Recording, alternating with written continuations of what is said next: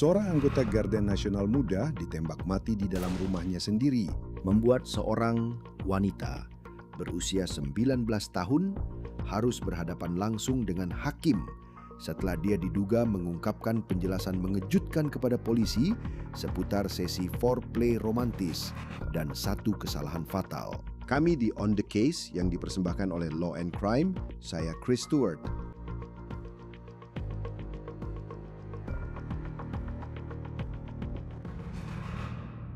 Begini, kami banyak membahas cerita tentang kekerasan senjata dan penembakan. Itu memang sudah menjadi bagian dari dunia true crime. Dan sebagian besar dari kasus-kasus itu, menurut saya, melibatkan tuduhan kekerasan yang menargetkan seseorang. Mungkin itu karena hubungan yang memburuk. Mungkin juga ada seseorang yang ingin membalas dendam. Bahkan dalam kasus penembakan yang tidak disengaja, ada hal-hal yang sayangnya sering kami lihat berulang kali. Mungkin ada anak muda di rumah yang mengambil senjata yang seharusnya terkunci rapat dan akhirnya menyebabkan seseorang meninggal. Kami sudah pernah melihat kejadian seperti itu sebelumnya. Tapi kasus ini adalah sesuatu yang saya rasa belum pernah saya lihat sejak kami memulai acara ini. Jadi mari kita bahas cerita dari Virginia ini karena kejadiannya sekali lagi adalah sesuatu yang tidak biasa kita lihat setiap hari.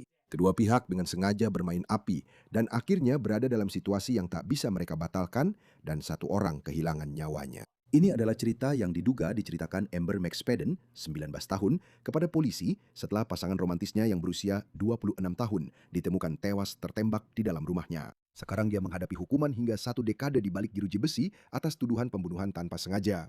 Jadi, ada banyak detail mengejutkan dalam kasus ini. Kami mendapatkan semua detail itu dari polisi.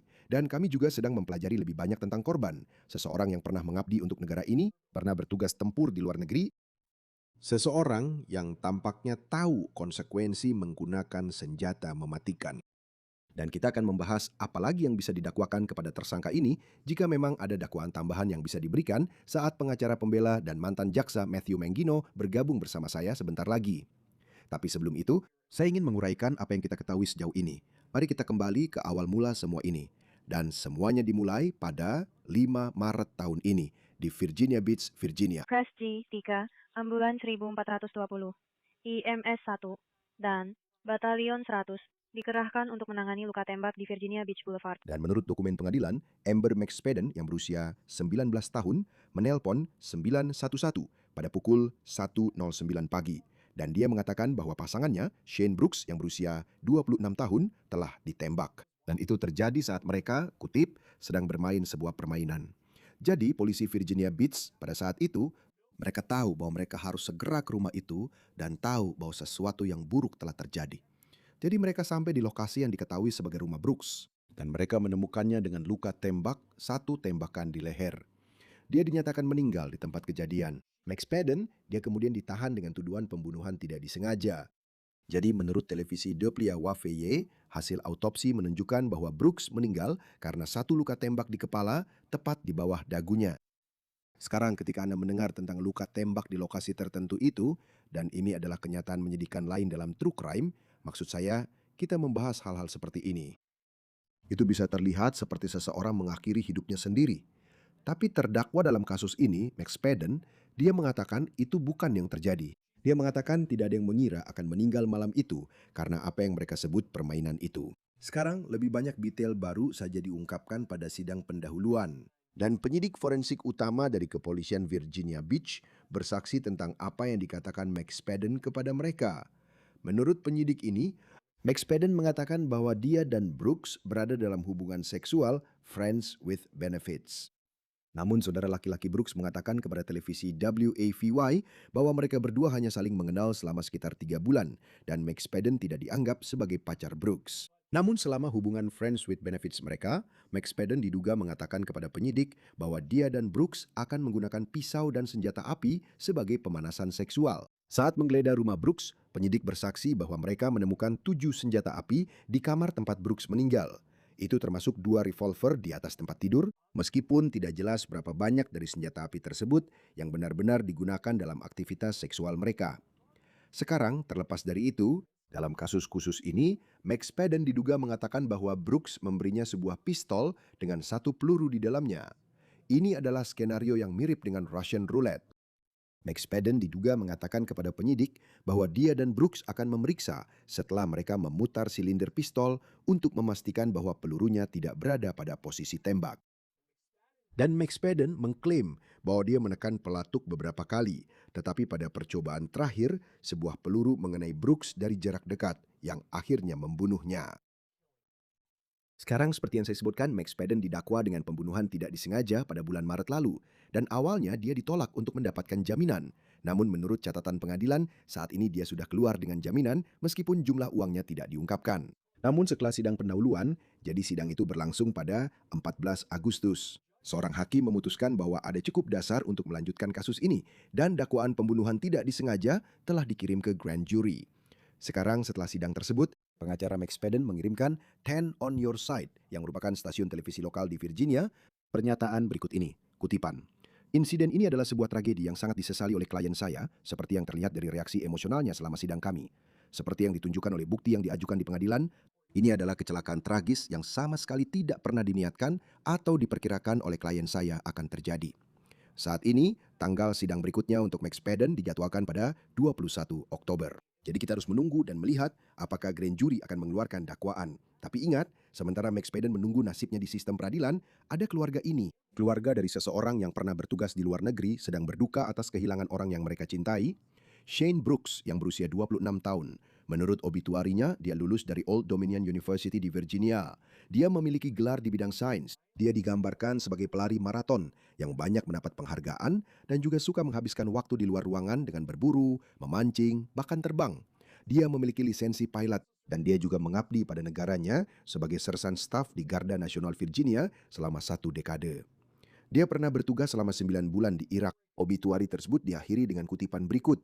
Meskipun waktunya di sini terlalu singkat, Shane memberikan dampak yang abadi bagi semua orang yang mengenalnya. Dia akan dikenang karena semangat petualangannya, kekuatannya, dan hatinya yang sangat lembut dan baik.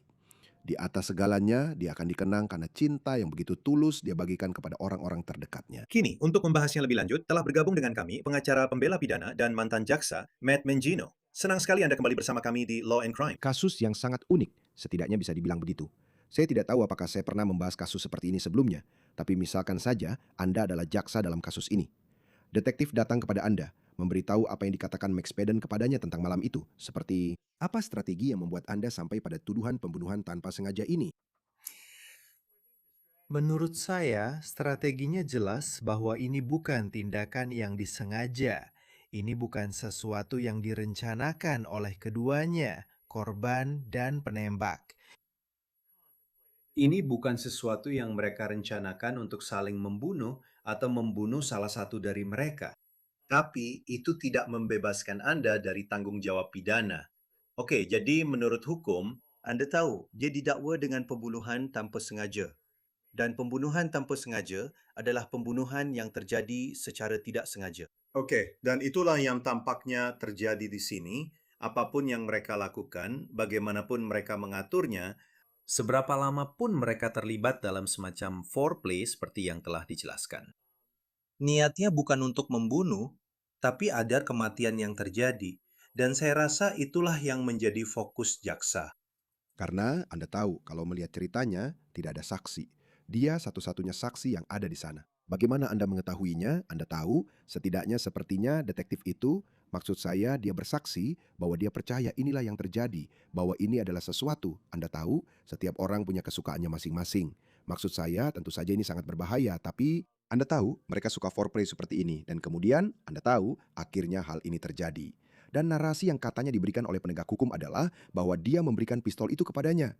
Rupanya pistol itu diletakkan di bawah dagunya, lalu dia menarik pelatuknya 3 kali. Bagaimana Anda bisa sampai pada kesimpulan bahwa itu adalah cerita yang masuk akal? Ya, saya kira ini berdasarkan pengakuannya sendiri bahwa dia telah diwawancarai. Dia memberitahu polisi, "Hey, ini adalah sesuatu yang kami lakukan. Ini adalah sesuatu yang kami sukai." Kamu tahu, dia punya latar belakang militer, dia punya senjata api ini, dan ini adalah sesuatu yang kami lakukan. Kamu tahu, hanya untuk bersenang-senang.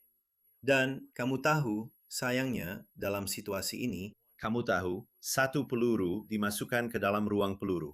Itu diputar. Kami melakukan apa yang biasanya kami lakukan untuk sensasi yang kami dapatkan. Dan ketika aku menarik pelatuk untuk ketiga kalinya, sebuah peluru ada di dalam ruang peluru. Dan dia tertembak di leher lalu tewas. Benar. Dan itu memang, kau tahu, itu memang maksudku itu mengerikan, jelas. Dan sekarang momen-momen intim orang-orang, kau tahu, di seluruh negeri dengan orang-orang membicarakan kasus ini. Apakah bisa ada argumen di sini untuk pembunuhan tingkat 2? Karena aku sendiri, kau tahu, aku tidak begitu mengenal rolet Rusia selain dari yang kulihat di film. Dan menurut pemahamanku, itu seperti, kau tahu, film terkenal seperti Deer Hunter, kalau orang pernah menontonnya, Benar. di mana cuma satu, tarikan pelatuk lalu selesai. Kau tahu, dalam kasus ini ada 3. Kau tahu, apakah mungkin ada argumen di sini untuk kemungkinan seperti tuduhan pembunuhan tingkat 2? Ya, maksudku, kau tahu, seperti yang kau bilang, Chris, ini benar-benar rolet Rusia yang ekstrim. Maksudku, kau tahu, kau tidak mengambil risiko dan memutar silinder, lalu kau tahu, menarik pelatuk dan berharap kau selamat. Tidak. Di sini, pelatuknya terus saja ditarik. Jadi pada akhirnya, pertanyaannya adalah soal niat. Dan bisakah kau membentuk niat dari pertama kali kau menarik pelatuk sampai ketiga kalinya?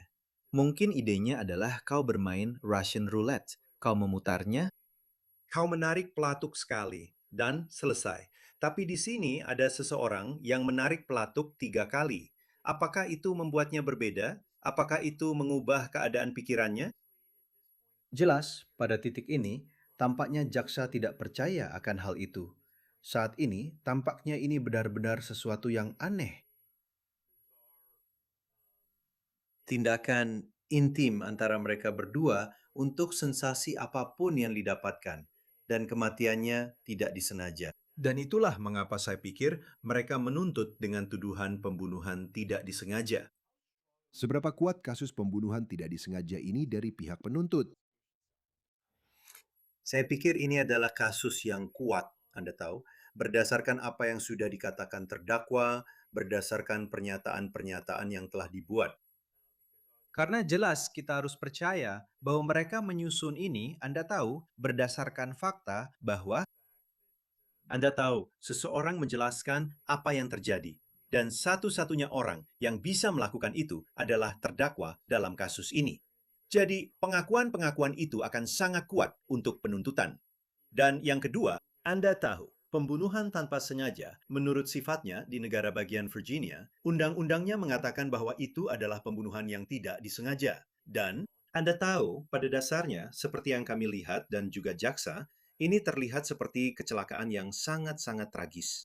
Karena di sisi lain, menurut saya, untuk pihak pembela, Anda tahu, dan memang menurut narasi yang telah disampaikan, dan kita hanya tahu apa yang dia katakan, karena dia satu-satunya saksi untuk kejadian ini, bahwa dia yang memberikan pistol itu kepadanya. Dan mungkin ada argumen yang bisa mereka buat bahwa dialah orangnya. Anda tahu, dia berusia 26 tahun, dia kuliah, pernah bertugas di luar negeri. Maksud saya ini adalah pria yang sangat berprestasi, dan sayangnya dia kehilangan nyawanya. Seperti jika pihak pembela berargumen bahwa dialah yang sebenarnya mendorong mereka memainkan permainan ini, dan dialah yang memberikan pistol itu kepadanya, dia juga yang meletakkannya di bawah dagunya. Kau tahu, dan pihak pembela seolah-olah membuatnya terlihat seperti dialah yang melakukan ini dan kemudian dia hanya terbawa ke dalamnya. Seperti, bagaimana kau mengajukan argumen itu kepada juri? Apakah itu bisa menjadi sesuatu yang mungkin sebagai pembelaan dalam kasus di mana jelas kita tahu pada akhirnya pistol ini meletus, dia ada di sana, dan dia kehilangan nyawanya. Baiklah, dan saya pikir pihak pembela mungkin sedang menganalisis itu dengan sangat cermat. Karena seperti yang kau katakan, Chris, maksudku dia lulusan perguruan tinggi. Dia adalah veteran Garda Nasional selama 10 tahun. Dia pernah menjalani penugasan di Irak. Saya kira dia berusia 19 tahun. Senjata-senjata ini saya kira milik dia, soalnya dia adalah orang militer. Dan saya hanya berasumsi di sini, tapi ada 7 senjata di sana. 2 di antaranya terletak di atas tempat tidur. Saya rasa itu mungkin senjata miliknya. Jadi masalahnya adalah apakah dia, seperti yang Anda tahu, seseorang yang lebih dewasa, dengan lebih banyak pengalaman hidup dalam beberapa hal, Anda tahu, melibatkan wanita muda berusia 19 tahun ini, meskipun dia sudah dewasa, wanita muda berusia 19 tahun ini terlibat dalam perilaku dan pemanasan seksual yang sangat berbahaya seperti ini. Jadi saya yakin bahwa pihak pembela sedang memperhatikan dengan seksama. Anda tahu siapa yang memulai semua keterlibatan dalam roulette Rusia demi sensasi ini yang akhirnya menyebabkan kematiannya. Dan kalau bicara soal apa yang kamu pahami dari kasus-kasus yang pernah kamu tangani, kalau bicara soal balistik, apakah dari arah pistol itu diarahkan, perbedaannya bisa diketahui. Kita sering melihat banyak kasus orang yang mengakhiri hidupnya dengan cara seperti itu. Kami pernah melihat kasus di mana orang-orang mengatakan ini adalah, kamu tahu, seseorang yang mengakhiri hidupnya sendiri. Tapi ternyata itu adalah kasus pembunuhan. Seperti dalam kasus ini, sepertinya tidak ada tanda-tanda perlawanan terkait dengan pistol dan di mana pistol itu meletus. Bagaimana hal itu bisa menjadi faktor? Jika itu menunjukkan, maksud saya, kamu tahu, jika balistik tidak menunjukkan adanya tanda-tanda perlawanan, maksud saya, apakah mereka bahkan bisa membedakannya? Kamu tahu bagaimana hal itu mempengaruhi bagaimana kasus ini bisa berjalan di pengadilan. Ya, menurut saya, pertama-tama, kamu akan melihat dan melalui forensik serta analisis forensik lainnya, mereka bisa mengetahui dengan tepat lintasan peluru itu. Kamu tahu. Dan berdasarkan pernyataannya, serta apa yang dia katakan terjadi, kamu tahu apakah itu sesuai dengan apa yang sebenarnya terjadi di kamar tidur itu pada pagi hari tersebut? Saya pikir kamu tahu, yang penting ketika kamu mencermati bukti forensik adalah bukan soal membuktikan secara persis apa yang terjadi. Tetapi seringkali bisa membantah apa yang dikatakan seseorang tentang apa yang terjadi. Dan di sini, Sekali lagi, saya akan mengasumsikan bahwa pekerjaan yang telah mereka lakukan dalam hal investigasi konsisten dengan apa yang dikatakan terdakwa kepada mereka, karena mereka tidak melanjutkan dengan dakwaan pembunuhan. Kamu tahu, mereka melanjutkan dengan dakwaan pembunuhan tanpa sengaja. Jadi akan menarik untuk melihat bagaimana hal ini berkembang dan apa yang akan dilakukan oleh pihak pembela dalam upaya untuk mengalihkan tanggung jawab ke pihak lain. Dan kita masih punya jalan panjang sampai ke persidangan jika kasus ini benar-benar sampai ke persidangan. Tapi faktanya dia satu-satunya saksi, dia yang berpotensi bisa masuk penjara selama 1 dekade. Seberapa besar kemungkinannya, atau jika Anda adalah pengacara pembelanya, dan kita percepat ke saat ini sudah di persidangan, dia mengaku tidak bersalah. Seberapa besar kemungkinan bahwa ini akan menjadi situasi di mana meminta klien Anda untuk bersaksi membela diri sendiri adalah ide yang bagus. Ya, Anda tahu, selalu ada risiko bagi seorang terdakwa untuk bersaksi. Dan itu mungkin keputusan terpenting yang harus diambil oleh tim pembela. Apakah mereka akan menempatkan terdakwa mereka di kursi saksi atau tidak? Sekarang, saya tidak tahu apa-apa tentang riwayat kriminal. Dia seorang wanita muda, jadi dia tidak punya banyak riwayat kriminal. Anda tahu, apakah ada sesuatu yang bisa digunakan untuk mendiskreditkan kesaksiannya jika dia bersaksi? Tapi Anda tahu, itu harus terungkap seiring Anda melihat apa yang akan dilakukan oleh jaksa dalam kasus ini.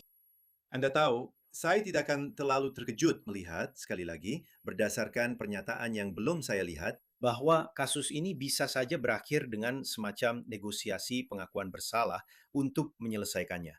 Tapi Anda tahu, itu semua tergantung pada apa yang diyakini oleh pihak pembela. Anda tahu, apa yang bisa mereka lakukan dalam kasus ini? Jelas mereka tidak punya tanggung jawab dalam kasus ini. Mereka tidak harus membuktikan apapun. Penuntutlah yang harus membuktikan kesalahan tanpa keraguan yang wajar.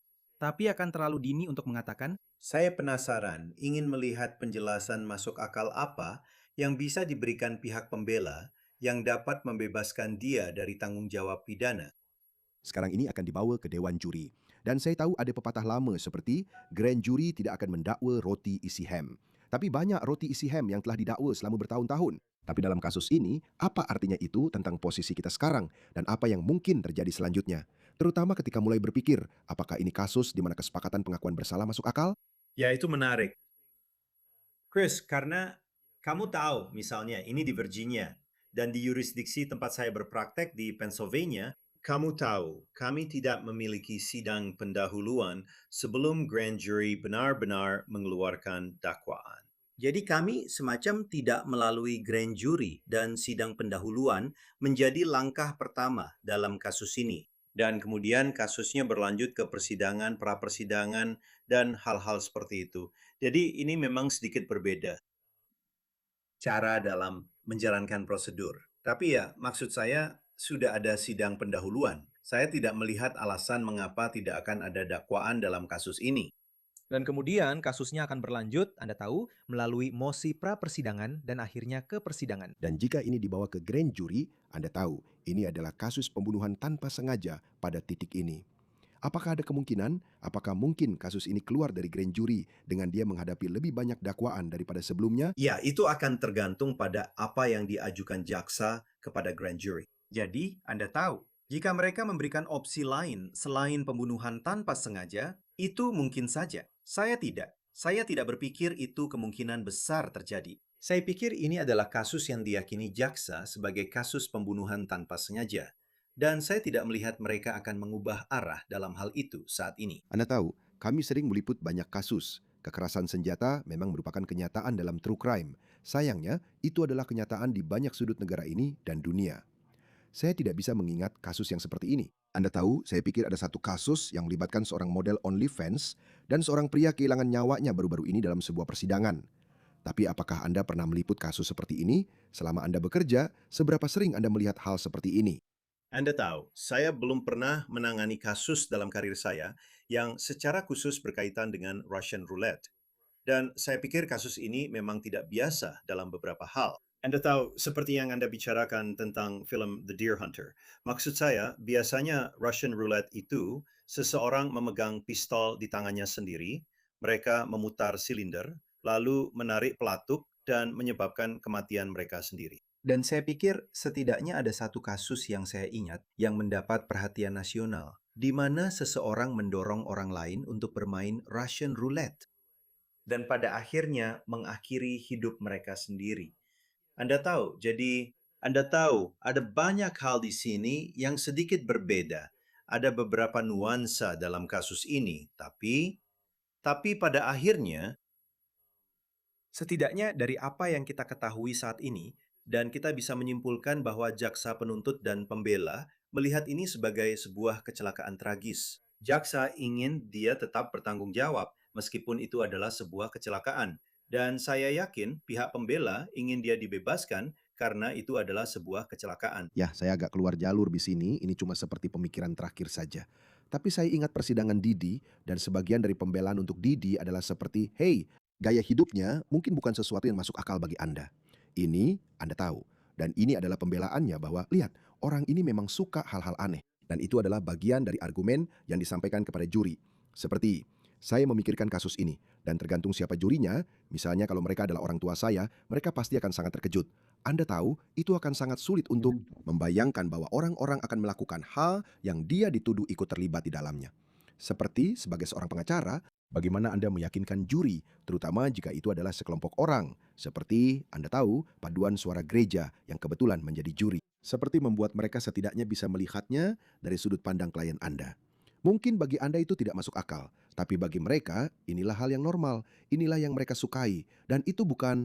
Anda tahu, meskipun itu mungkin terlihat aneh, seharusnya hal itu tidak memengaruhi penilaian mereka tentang apakah mereka akan memvonis seseorang. ya benar. Maksud saya, Anda tahu, kalau dipikir-pikir, jika Anda akan mengatakan bahwa itu, Anda tahu, Anda tidak bertanggung jawab dalam beberapa hal.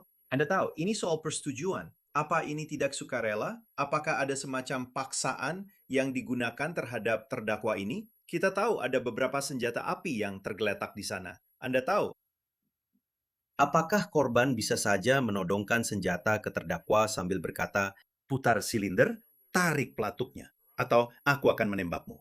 Maksud saya, ada banyak kemungkinan di sini. Dan kita hanya, kamu tahu, membayangkan berbagai skenario yang sebenarnya hanya kita pikirkan di kepala kita. Tapi memang begitulah cara kasus berjalan. Maksud saya, memang seperti itulah yang terjadi. Terkadang apa yang terlihat begitu jelas bagi semua orang ternyata tidak sejelas yang kita kira. Dan tentu saja ketika kamu berhadapan dengan juri dan gaya hidupmu sangat-sangat berbeda dari apapun yang pernah dilakukan siapapun di antara para juri itu membuat segalanya jadi sulit. Itu membuat persidangan menjadi sulit. Dan kita akan lihat apa yang terjadi selanjutnya. Maksudku, ini benar-benar kasus yang menyedihkan, tidak diragukan lagi. Kamu tahu, ini adalah seorang pria yang pernah mengabdi untuk negara ini, dan kamu tahu, sekarang keluarganya berharap mendapatkan keadilan. Kita akan lihat bagaimana kelanjutannya dari sudut pandang Max Padden saat ini, menghadapi tuduhan pembunuhan tanpa sengaja. Matt Mengino, pengacara pembela pidana mantan jaksa, selalu senang bisa menghadirkan Anda di Law and Crime. Terima kasih sudah bersama kami. Terima kasih, Chris. Senang sekali berbicara denganmu. Itu saja untuk On The Case yang dipersembahkan oleh Law and Crime. Berlangganan kanal kami di YouTube dan Spotify, kami juga tayang di Peacock. Saya Chris Stewart, sampai jumpa di lain waktu.